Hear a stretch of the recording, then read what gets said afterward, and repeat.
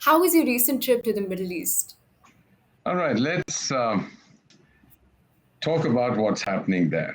The visit, both virtually and in person, was very revealing, very interesting about their perception, their changing perception of India, and the reputation that our country enjoys there is higher than the stars.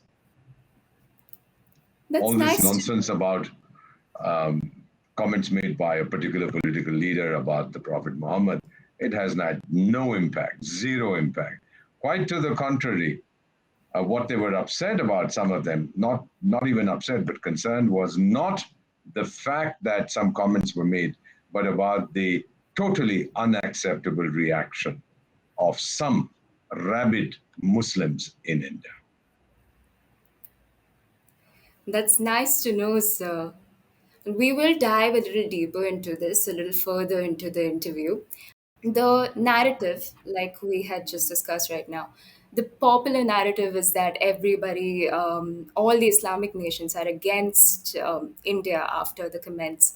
And it's there's a lot of hatred, there's a lot of derogatory comments being passed about the country as a whole. But if we look closely at the facts, if we dig deeper, the opposite seems to be true. Like you had just said, it is them, it is the Islamic nations who have been rushing their envoys to Bharat. They have been deleting tweets, they have been retracting their statements, and they have even punished people for protesting against Nupur Sharma's comments. So, we would like to hear your insight about this. What is the reality, and how did Bharat really handle the situation? That's a very interesting question, and I, with your gracious permission, will be completely honest and candid with you. I should tell you how we did it, why we did it, and the manner in which it was received. First, let me tell you something. Those who have been appearing on television channels saying this is going to impact India's relationship with the Muslim world, well, happy birthday, guys. Give me a break. Do you remember a major event in the present century, which is commonly referred to as 9/11? Yes. Well, ultimately, they discovered that all those fellows were Saudis who blew up the Twin Towers and so on. And the Americans were very angry with the Muslim world. And the Muslim world was very angry, saying, how dare you criticize us? The Americans said, we go fly a kite. They all came crawling back and said, no, we are friends with you. Sorry about this. These were terrible fellows. They shouldn't have done this. Ditto France. After the Charlie Hebdo thing was, when they republished cartoons in some obscure Danish magazine, there was all hell broke loose. I'm told over 200 people died across the world. For what reason? Most of them had never heard of Charlie Hebdo. But they started protesting, and then everybody said, France is terrible chaps, we're going to do this, that, and the other. The French said, fine, we're withdrawing all the weapons we are selling you, etc. You go fight. And no, sorry. What we meant was that we are not withdrawing anything. So please, we love you, the French. Please stay on. Now, what do you think has happened with us? Let me put this in some perspective. First, Ms. Sharma has become internationally famous. In response to comments made by some rabid Muslim fellows, she made some remarks on the Prophet. Rightly or wrongly, I'm not going to comment on that. A few Muslim nations summoned our ambassadors to protest, but did not permit public demonstrations. Remembering the Arab Spring, you're probably too young, but that occurred in 2011. The outrage in some Arab nations over the remarks, we were told and are told privately, was for domestic consumption, to divert people's attention from domestic challenges and international issues affecting Muslim nations. We all know that Pakistan, Maldives, Turkey, Malaysia, Lebanon, Syria, Libya, and you must forgive my language now because I'm going to use an Americanism, they're up shit creek without a paddle. They need food for the stomach and for the spirit. 1843, a fellow you've heard was a German sociologist. His name was Karl Marx. What did he say? Religion is the opium of the people, a palliative against suffering and exploitation, and provides the oppressed and marginalized pleasant illusions which give them the strength to carry on. Some foreign leaders demanded a public apology from the government of India, knowing fully well that we would do no such thing. Such things are not done in diplomacy. Now, what was the 2011 Arab Spring all about? It was a response to corruption, stagnation, and obscene ostentation by the Arab elite. It was the most transformative experience in the Middle East after the Second World War. It shook or brought down the regimes of Tunisia, Qatar, Yemen, Libya, Syria, Bahrain, and of Egypt, the most powerful country in the region, and it allowed Iran to expand its influence. Sustained street demonstrations took place in Morocco, Iraq, Algeria, Iran, Lebanon, Jordan, Kuwait, Oman, Sudan. I was there, with minor protests in Djibouti, Mauritania, Palestine, Saudi Arabia, etc. Now, what was the slogan of the demonstrators in the Arab world during the Arab Spring? It was Ashab Yurid Iskatan Nizam. The people want to bring down the regime. And the super rich Arab monarchies of the Gulf Cooperation Council were terrified lest the movement challenged their dubious legitimacy to rule. Even hardcore Wahhabi states like Saudi Arabia that went around merrily funding mosques everywhere began to take notice of the threat from Islamism, not from Islam, from Islamism. Recalling that hundreds of Islamic radicals invaded the Masjid al-Haram in Mecca, Islam's holiest shrine, in November 1979 in a 2-week siege that killed hundreds. And that siege ended, ma'am, when the French special forces came in to flush out the militants. Then some mullahs went around saying, but you guys aren't Muslims. So the special forces said, all right, for the next 1 hour, we convert to Islam. The moment we get out of the mosque, we will no longer be Muslims. That charade was enacted. They went in, several hundred people died, etc., etc. Now, in Saudi Arabia, and I want to spend a few minutes on this, we have a very young, dynamic crown prince. He's also controversial, Mohammed bin Salman. He cultivates the image of a reformer, and he knows that the young people of Saudi Arabia, people of your age, ma'am, I'm 71, are tired of decades of excessive spending by the ruling family and frustrated by online accounts of princes' ostentatious homes in Europe, spending sprees at Harrods, sports cars racing through the streets of Mayfair. He's seen what happened during the Arab Spring. You've heard of a thing called the Muslim Brotherhood, 90-year-old Islamist movement. It won the presidency of Egypt, citing the high-flying, alcohol-drenched ways of Arab royals as proof of the corruption of the Gulf regimes. So, what does this man do? He values his relationship with India. He was very restrained in his comments, his country. He didn't say anything. Interestingly, this guy, I think it was 7-8 years ago, had arranged a party for his buddies on an island in the Maldives. He flew in some well-known performers and dozens of, forgive me, nubile, STD-free maidens with no sexually transmitted diseases from Eastern Europe and Brazil. The story leaked and the guest vanished overnight. Saudi Land Forces commander was in India for the first time earlier this year, following the visit of his Indian counterpart 2 years earlier. They discussed counter-terrorism. That is what many of the Gulf countries are very frightened of. So a little thing like this, which to many appears little, some blow it out of all proportion, is not going to have any impact on the relationship. Ma'am, you recall that in, was it 1992, if I'm not mistaken, that the Babri Masjid was demolished? And the perpetrators faced the force of law, full force of Indian law. Some of them were acquitted or sentenced only a few years ago. And as an Indian diplomat, I pointed this out to the government of the country where I was posted. They were very pleased. Religious equality is guaranteed in our constitution. You know, when we have diplomatic disagreements, we discuss them diplomatically. We resolve them diplomatically. You don't say things publicly. Addressing the UN General Assembly, I think it was in 2019, Malaysia's super senile prime minister said India had invaded and occupied Kashmir. Now we said, look, your comments are intemperate. We did what we had to do. He regretted his immoderate remarks and he later lost his job. India does not indulge in megaphone argumentation.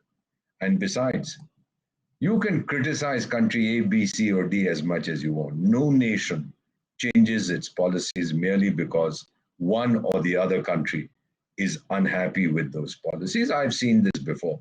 in our nuclear experiment of 1974, nuclear explosions of 1998, standoff with Pakistan in 2001, etc., etc. I think it was 2 years ago that an Islamic sect called the Tablighi Jamaat held a large annual meeting in New Delhi. This is when the Chinese virus was ravaging India. 3,000 pilgrims from over a dozen countries packed in cramped quarters. The coronavirus spread rapidly. The assembly was identified as a major source of infections in India. Well, we took prompt action. We booked some of the people responsible, but there was no retaliation against Muslims in India. This is the Indian ethos. Now, I was talking about the cartoons published in some obscure Danish magazine in late 2005. There was violence in dozens of countries. There was violence in Nigeria, Canada, India, United States, United Kingdom, Australia, New Zealand, Kenya, and throughout continental Europe. These are Muslim majority countries also. In many instances, what I saw, the demonstrations against the cartoons became intertwined with those about other local political grievances. Muslims in the north of Nigeria used the protests to attack local Christians as part of the ongoing battle for influence. Radical Sunnis used the protests against the governments in the Middle East, and authoritarian governments used them to bolster their religious and nationalist credential, etc., etc., etc. And the cartoons included one showing the Prophet Muhammad wearing a bomb-shaped turban with an ignited fuse. Now, other Western newspapers, mostly in Europe, said, look, the Danish thing and Charlie Hebdo, the French publication, and the Danish magazine have the right to freedom of expression. But what happened to them, these liberal democracies, when Salman Rushdie's satanic verses were published in 1988? The outrage amongst Muslims resulted in the supreme leader of Iran calling for Rushdie's death. Several failed assassination attempts were made, and he was placed under police protection. The funny thing is that even godless communist China, which has incarcerated over 1 million Uyghur Muslims and killed hundreds of thousands of Tibetan Buddhists, says that different civilizations and religions should respect each other and live together as equals. Since I've mentioned Tibetan Buddhism, ma'am, and Tibetan Buddhists, I'm wearing a scarf because the 14th of June was the birthday of the Gautama the Buddha according to the Tibetan calendar. So we had a prayer meeting in the nation's capital, and people of all religions and faiths came here. What did the Chinese media say, or what do they do about the Uyghur? They say these guys are criminals, they are sexually profligate, they are regressive, they are intellectually inadequate, they are pariahs.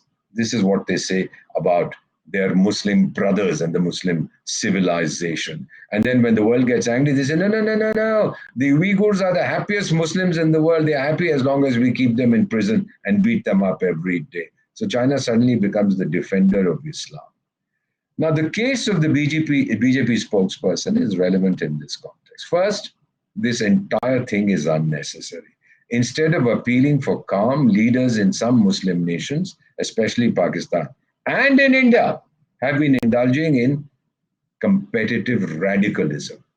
The beleaguered Prime Minister of Pakistan, I call it a phantom state, even says that Muslims should be ready to sacrifice their lives for the Prophet. A couple of years ago, some stupid fellow from Pakistan went around with a knife stabbing people in Paris. And when he was arrested, his father said, I'm so proud. He should have killed many more. What does this mean? What does this imply, ma'am? What it implies is that there is no space for dialogue with certain people. For them, it's my way or no way, not even the highway. You accept what I say, there can be no other point of view, but that's not how we are brought up in India. What did this woman do? She made a verbal assault? Good. Why is she being threatened by fellows who say we'll violate you physically or we'll decapitate you? Can't you make a verbal counter assault? Let me tell you something. Let me share something with you, ma'am. I normally don't talk about it. As a child, when I was 4 or 5 or 6, my late mother used to tell me, I had an anger management issue. When I was upset, I would break things in the house. I would break plates, glasses, flower pots, throw things around, etc. My parents took me to a psychologist. was a rather gruff-looking woman. I distinctly recall her telling my parents that she would teach me and train them how to deal with me, but she was happy that I was not damaging the property of others. I was damaging our own property, as destroying what belonged to others could create issues. Perhaps there's a lesson in this. Those who are angry with Ms. Sharma, my suggestion to them is go express your annoyance by destroying your own properties, burn your cars, smash your dinner sets. Why do you damage public goods? We do not accept the Islamists' defense of violence, assault, and murder in the name of rage. You've heard of a country called Kuwait, once considered soft on terrorism. 2015, they had a major terrorist attack. They are trying hard to keep a lid on their restive youth, and now they are deporting several dozen expatriates who participated in an unauthorized demonstration. Who's going to look after these chaps?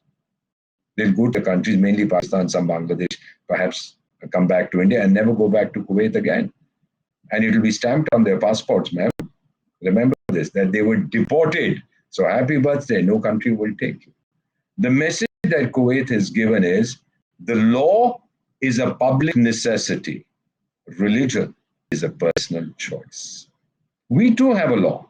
It has not been strictly enforced in the past. It was, I think, in 1981. It's called the Prevention of Damage to Public Property Act. You can get jailed for 5 years and you may have to pay a fine, etc., etc. Even the Supreme Court has said that rioters should be made strictly liable for the damage, and compensation should be collected to make good the damage. The US has similar laws. Now, Uttar Pradesh is implementing this law relentlessly.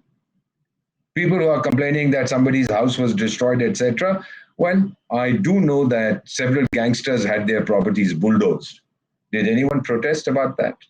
Several illegal constructions in the National Capital Region, but which is part of Uttar Pradesh, were also brought down, were also demolished.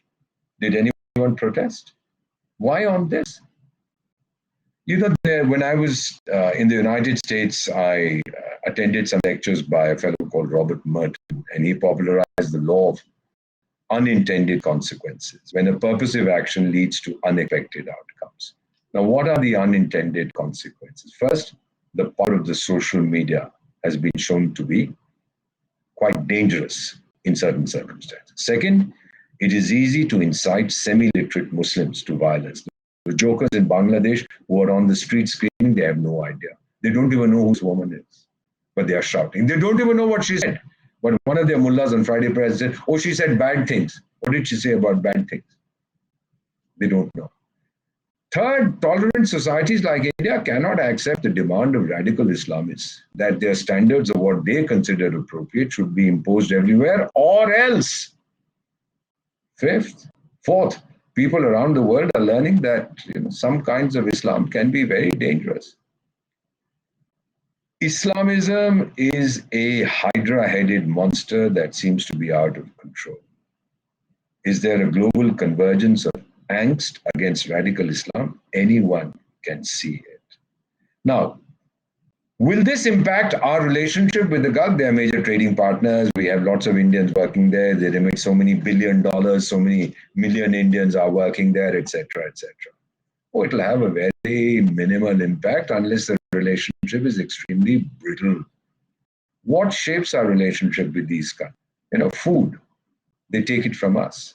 Energy, we take it from them. Trade, education, and the millions of Indians working there. And now security. Many of these nations are frightened of Iran and of Islamic terrorism. Who's there to protect them? The United States? Oh no, ma'am. Happy birthday. United States is licking its wounds after Iraq and Afghanistan. They can't take on even tiny little Bhutan if they had to, because it's a broken society at the moment. They have this amazing ability to self-correct, but at the moment it's in trouble. So who's going to protect them? The Chinese? That leaves us. Our military cooperation is rising. We have joint exercises, high-level visits, and training programs for them. Recently, for the first time ever, the commander of the Saudi land forces visited India. Our army chief, for the first time, went there 2 years ago. And over the last several years, especially especially under the tenure of Prime Minister Narendra Modi, India has made significant strides in its relations with the countries of the Persian Gulf. Do you think all this they are prepared to endanger this because somebody said something? Not at all. I have spoken to so many of my friends in the Arab world. They said, look, what we are doing is to reassure the local chaps that now stop talking on Fridays. Enough is enough. What's gone is gone. The woman has said, I'm sorry. So they, you know what? What happened in Nigeria? I was there when this Charlie Hebdo thing was going on. They attacked Christians. They burnt churches. They killed several people, including children. What have the children got to do with the cartoons? Christians were beaten to death on the streets by the mobs. And it was all politically motivated to gain influence. Let me also tell you something else. There's the University of Maryland in USA. It maintains a global terrorism database, and its 2021 version records over 200,000 terrorist incidents since 1970. I'm sorry to say, most of the incidents are linked to Islam. Then they talk of Islamophobia. There's this fascinating book, read it. It's called The Age of Sacred Terror. I think a fellow called Daniel Benjamin, another fellow called Stephen Simon. And they say that Islamic terrorists are motivated by religious fervor. That's exactly, but no religion sanctions violence. The attacks by Islamic radicals, they are not political or strategic, but they are an act of redemption, according to the book, meant to humiliate and slaughter those who defy the hegemony of their God. One of the fellows who was responsible for the Charlie Hebdo shooting in France, he called a French journalist and said, we are the defenders of Prophet Muhammad. While the famous Bangladeshi writer, I forget her name, it'll come to me in a moment, Lima, I think is her name. And she said if the Prophet were alive today, he would squirm over what these self-professed defenders of Islam are doing. You know, non-Muslims today believe that Muslims are intolerant of others' points of view. That's not the way the world goes around. Many years ago, The Economist carried a cover cartoon depicting a new clash of civilizations with a horse-mounted crusader and a Moor ready to pounce on each other. And it carried the caption, "Oh no, not again." And I remember a cartoon in an American newspaper after a wanted Muslim terrorist was eliminated in some country. It had the caption, and this is interesting, again, forgive me for saying this, you're a young lady. It said, "Warm up the virgins, here I come." Well, there is enough evidence that Muslims can be very violent when it comes to religion. Perhaps, as psychologists say, it is the conditions condition of Islamic communities today across the world. So they find refuge in atavism, recalling the era of the Prophet, seeking to recreate it. When Pakistan was created in 1947, there's a character called Muhammad Ali Jinnah who said, oh, this is going to be the new Medina. Only a handful of the states from princely India decided to go to the new Medina. And we had 565 princely states. I think 555 opted for India, and maybe 8 or 9 or 10 went off to Pakistan. Now, late last year, a Sri Lankan man was tortured, beaten, burned to death by a mob in Pakistan because he tore down a poster that he felt was defacing his war, but it carried a quote from the Quran. Dozens in the crowd took selfies with his dead body. I've heard this Organization of Islamic Cooperation. Did you guys condemn this insensate disrespect to a corpse? And recently, over 50 people were killed in a Catholic church in Nigeria by Muslim attackers. Did you condemn that? I don't think I've seen that. Now, the ruling party in India, given our secular ethos, has taken action. But these fellows who are screaming louder than the others, it's an opportunity to show Islamic solidarity, given the position of India in the world. The 57-member Organization of Islamic Cooperation, the second largest grouping of nations in the world after the United Nations. There are 2 billion Muslims in the world. Well, more power to them. 40 of the 57 members of the OIC, Organization of Islamic Cooperation, are involved in a conflict situation with another member. You know, you have the Pakistan-Afghanistan conflict, both Muslims. Iran, Saudi Arabia, both Muslims. Yemen, UAE, and Saudi Arabia, both all Muslims. Sudan, Chad, both Muslims. In many ways, it's a house divided against itself. And then they start condemning what has happened and the insults to Muslims in India, etc. Who's telling you all this? We rejected it totally. And we said, look at the criticism that Pakistan is doing. It's ironical. Look at its own record with its minorities. Ma'am, this storm is passing. It has already passed. It will not materially affect India's relations with Muslim nations, given the mutuality of interests.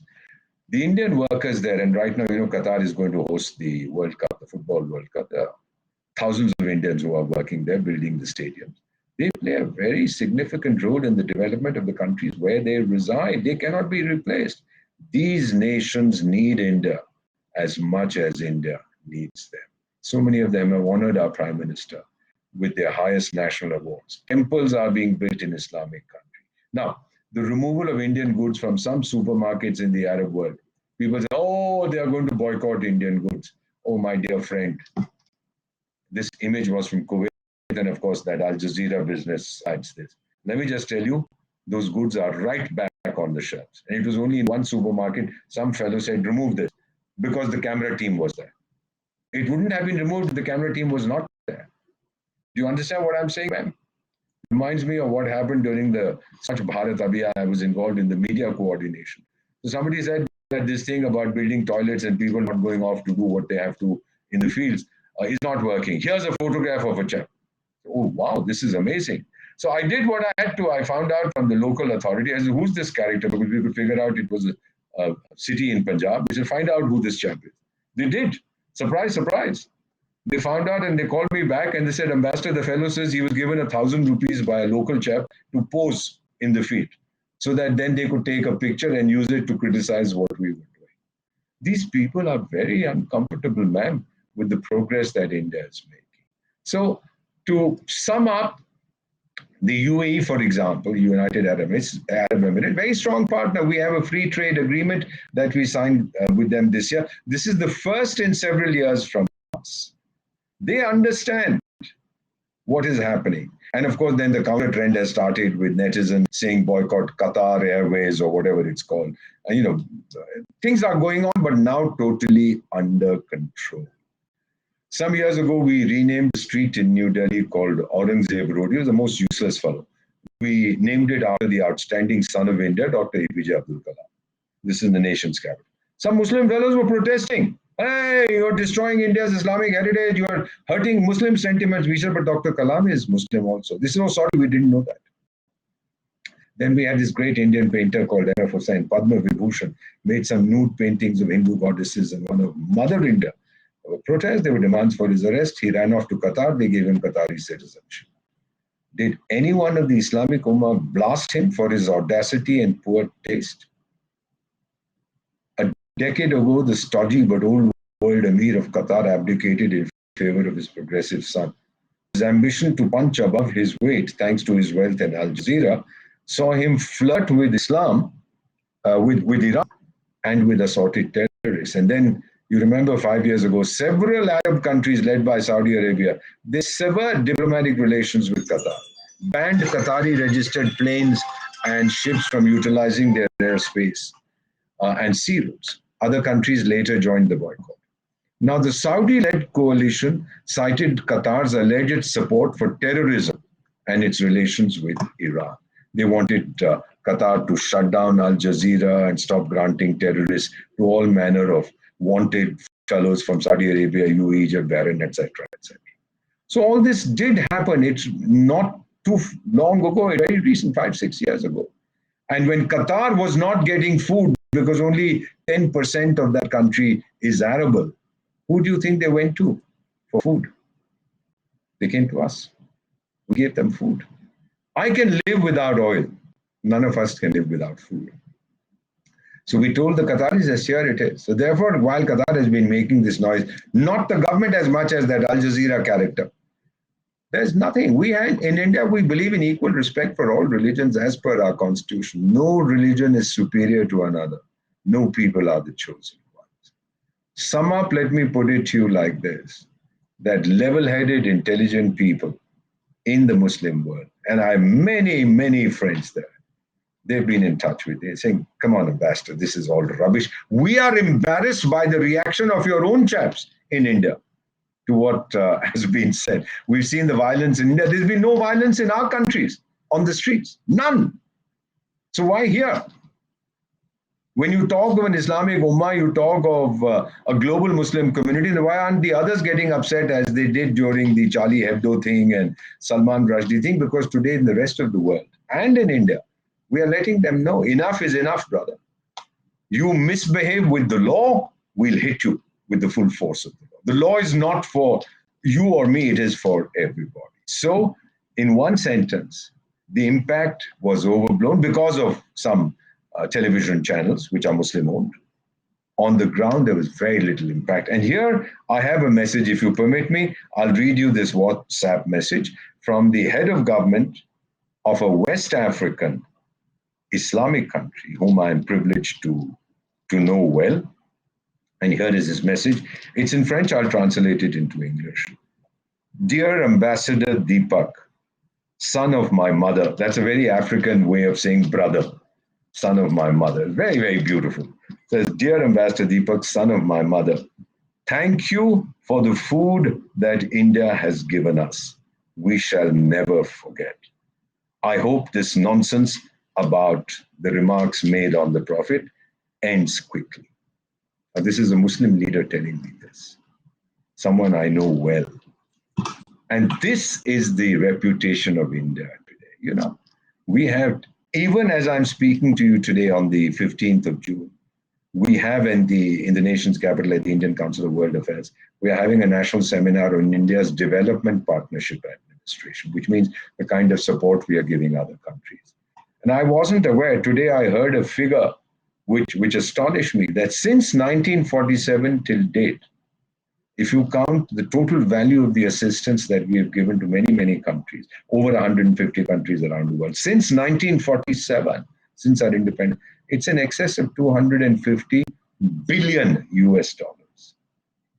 That's what India has been doing. And these countries recognize the scholarships, projects, this, that, you name it, we've given it. And then people say, oh, China has given more. No, it hasn't. You monetize what they've given. Ours were grants. Ours was bilateral assistance. These were not soft loans. This is the assistance we are giving. So this is something that has to be clearly remembered, that the goodwill for India across the world is at its highest ever. There will be a few things like this. Some chaps will scream and yell and shout and tear their, no, they won't tear their own hair, they'll tear somebody else's hair. But these are the riffraff. These are really the lumpen elements who indulge in this kind of thing, because when the stomach is hungry, shove religion into it. That's what Karl Marx had said. That's what we have seen. So take it from me, ma'am, take it from someone who has served in that region with many years of experience and with a lot of friendships in the region. By the way, I have Muslims in my family. We didn't insist that they convert. Let me tell you about our two children. We have two. They're now grown up. They're young adults. When they were small, every Tuesday a temple, every Friday a mosque, every Sunday a church. And when you grow up, you decide what you like. That's what we did, my wife and I. Said, you choose. For us, it's all religion, Sarvadharma Samman. All are the same. All paths lead to the Almighty. You give him any name that you want. So that is the tradition of India. No, Vasudeva Kutumbakam. The world is one family. Everybody recognizes that today. And the Muslim nations are very, very grateful, because they know that when push comes to shove, they need help. India is there. Civil war in Yemen, 2015, don't forget. Only India was allowed to bring out the trapped nationals of 41 countries from Yemen. Not the Chinese, not the Russian, not the American, not the French, not the British. We went in. Our military went in. The same year I was in France, and this French officer saw my passport, says, Ambassador of India. I said, yes, at Charles de Gaulle Airport. And he said, well, you brought out so many dozen Frenchmen from Yemen. Thank you. And I said, well, if we've made a mistake, we'll take them back, buddy. Do you want me to take them back? And he said, no, sir, I just wanted to say, thank you, India. See, that is the reputation of it. Right? It's your growing economic strength, your military strength, the third most powerful military in the world. Not my figures. These are international figures. The third largest economy in the world in purchasing power parity terms. number one in terms of population, in terms of youthful population, number two in terms of overall population, number three in terms of military strength, number three in terms of the economy. I call it the 1, 2, 3, 3 formula. That is the strength of India, which the world recognizes. They may not accept it because they are still used to that old idea that India was a hopeless basket case and nothing would happen. So whenever some 20 chaps or 500 chaps go around protesting, then it's blown up. Well, the same thing I saw during when Saddam Hussein was being booted out of Iraq, the Americans had gone in. And I remember there is this comprehensive nonsense network. It's called CNN, sorry. Comprehensive Nonsense Network is what I call it. And these guys were showing images of so many people stamping on a toppled statue of Saddam Hussein. Later, one of my Iraqi friends told me there were 20 chaps over there, but they were using some computer graphics to multiply the number or filming from angles that showed, thousands had assembled there. They had. So you use this kind of nonsense. As with the Indian products being removed from the shelves, if you recall, how is it that the fellow from the channel happened to be there right then? And this fellow went with the trolley and pulled out 20 little packets and said, okay, all Indian products have been removed. This kind of nonsense. Please credit the rest of the world with some intelligence. So on a scale of 1 to 10, what is the impact? It's minus 20. I feel like that was something that everybody needs to hear.